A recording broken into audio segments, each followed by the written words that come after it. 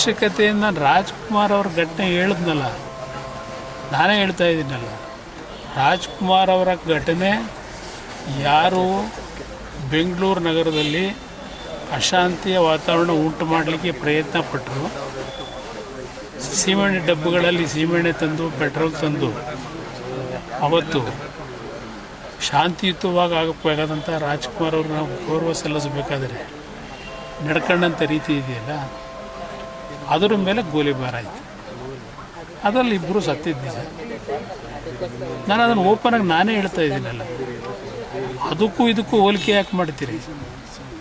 ನಾನವತ್ತು ಮೊದಲನೇ ಬಾರಿ ಅಧಿಕಾರಿಗೆ ಬಂದಿದ್ದೆ ನಮ್ಮ ರಾಜ್ಯದಲ್ಲಿ.